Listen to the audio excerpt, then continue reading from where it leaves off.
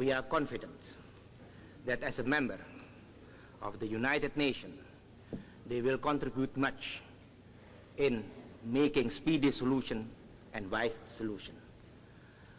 We are confident that in our deliberation, we will benefit from their wisdom, from their ingenuity of thought.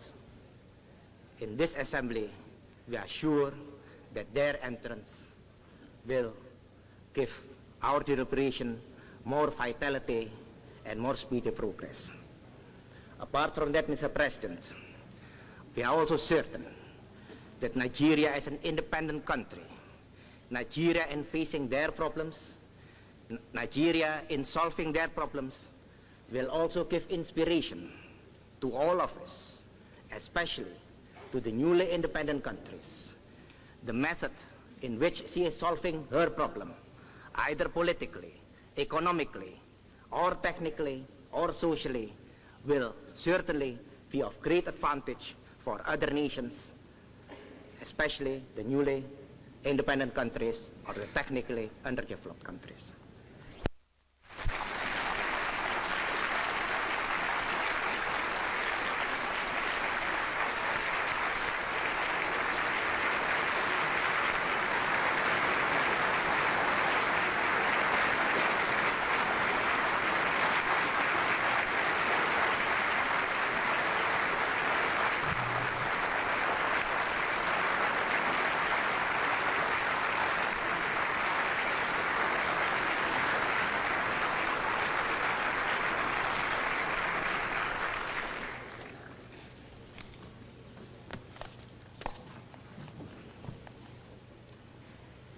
Mr. President, last Saturday, the country which I have the honor to represent, the Federation of Nigeria, became independent and assumed the rights and the responsibilities of a sovereign state.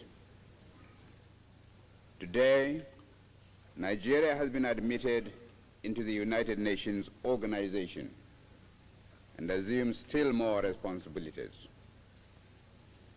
On behalf of my countrymen in Nigeria, I thank you all most sincerely for accepting us as a fellow member in this organization. We are properly grateful for this recognition and for the generous and friendly gesture made by so many members who sent very distinguished delegations to join us in celebrating our accession to independence. I'm particularly pleased that so many important representatives could come to Nigeria on that occasion, because they will be able to inform their governments of the genuine desire which Nigeria has to have friendly relations with you all. First, it is a desire of Nigeria, as I have said already, to remain on friendly terms with all nations and to participate actively in the work of the United Nations organization. Secondly, Nigeria, a large and populous country of over 35 million, has absolutely no territorial or expansionist intentions. Thirdly, we shall not forget our old friends, and we are proud to have been accepted as a member of the British Commonwealth. But nevertheless, we do not intend to align ourselves as a matter of routine with any of the power blocs. We are committed to uphold the principles upon which the United Nations organization is founded. Fourthly, Nigeria hopes to work with other African states for the progress of Africa and to assist in bringing all African territories to a state of responsible independence. The recent tragic events in the Congo Republic must be uppermost in all our minds. And it is about that country which I wish to speak to you first. I frankly admit, Mr. President, that there are many features of this seemingly intractable problem which remain obscure to me.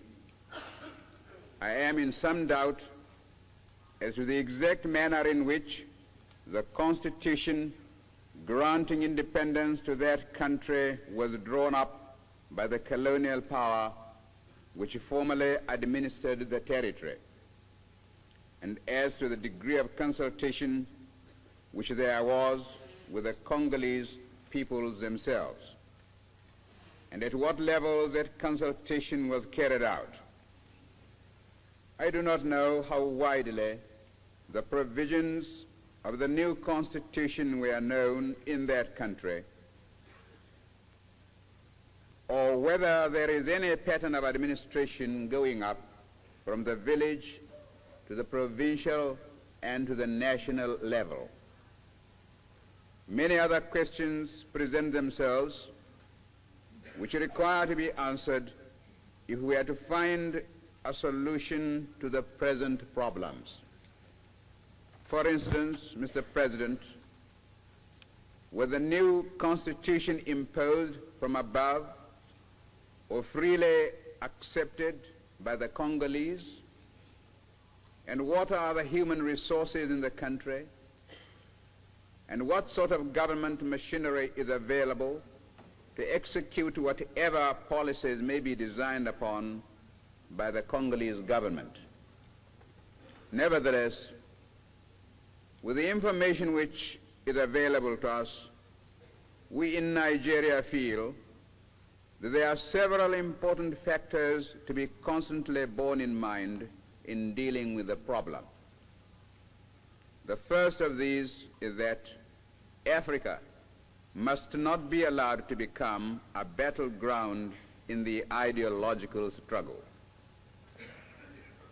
For this reason, the Congo situation must be a matter to be dealt with primarily by African states at the political level.